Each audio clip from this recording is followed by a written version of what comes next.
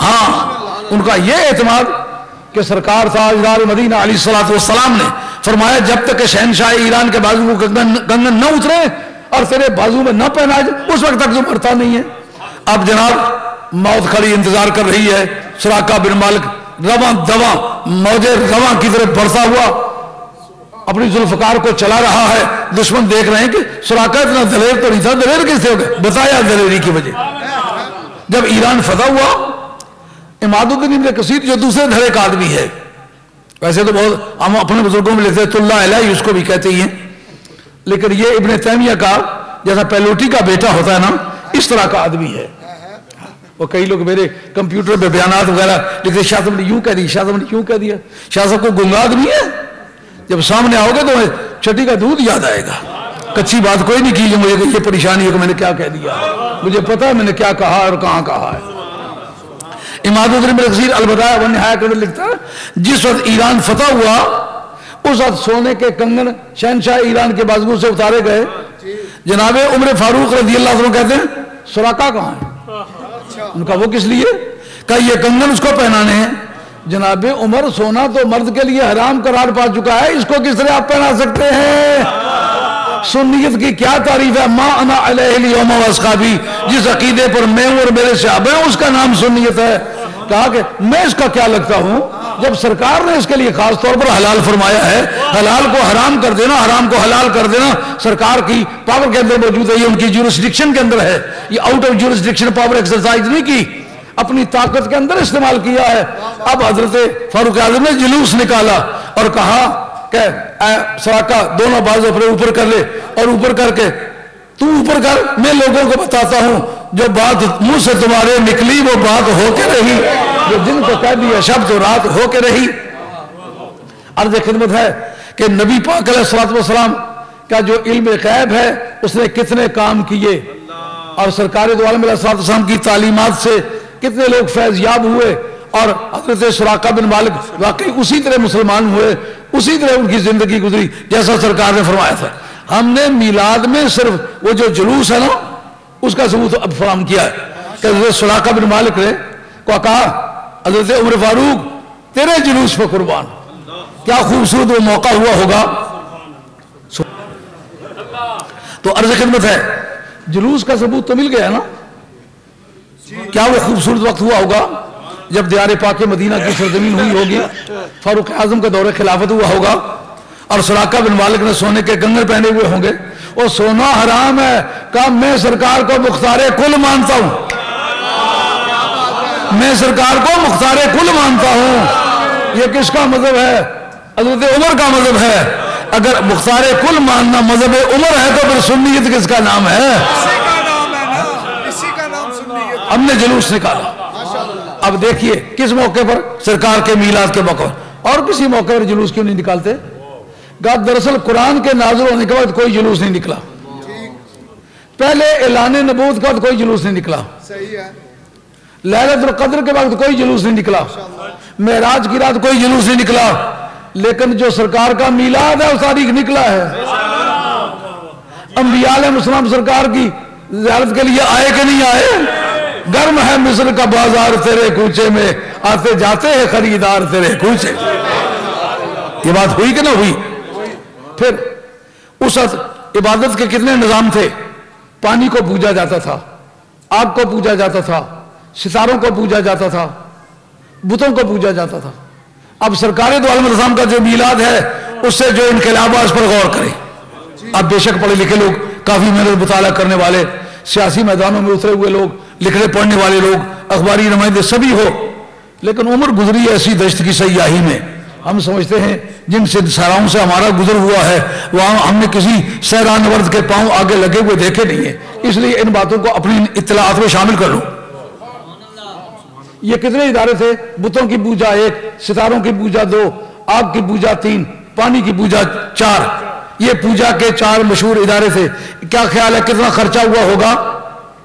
جس بندے نے پہلی مرتبہ بتوں کی پوجا مکہ شریف میں شروع کی ہے وہ عمر بن لحی ہے۔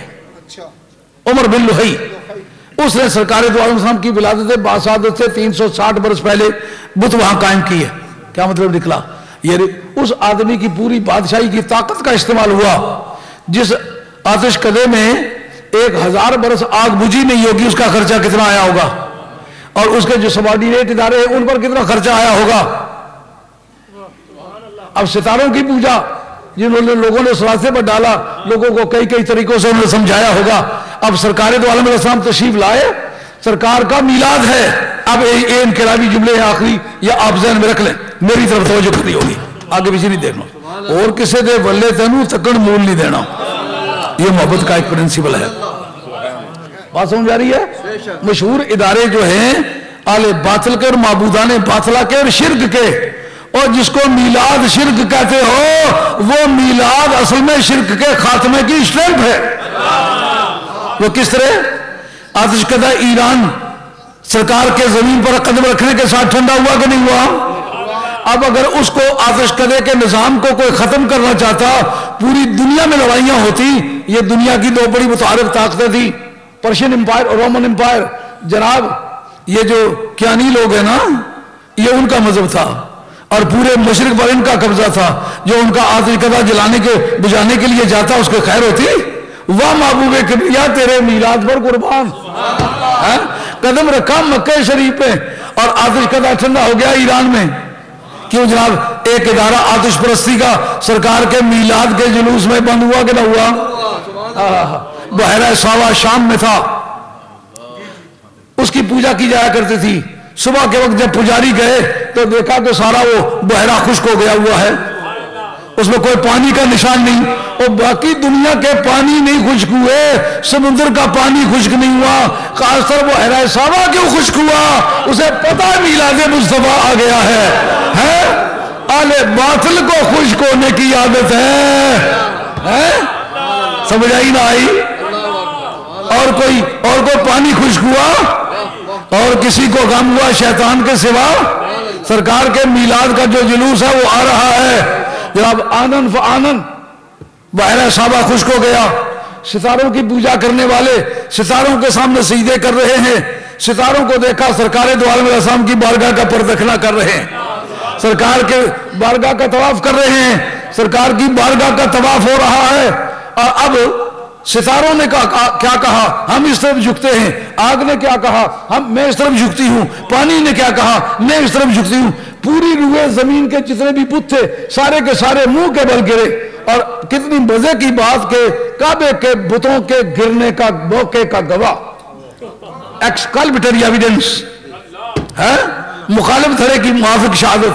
अबू जेल कहता मैंने वो बुत गिरे हुए देखे, नगसतल अला वजूहा, सारे के सारे बुत गिरे।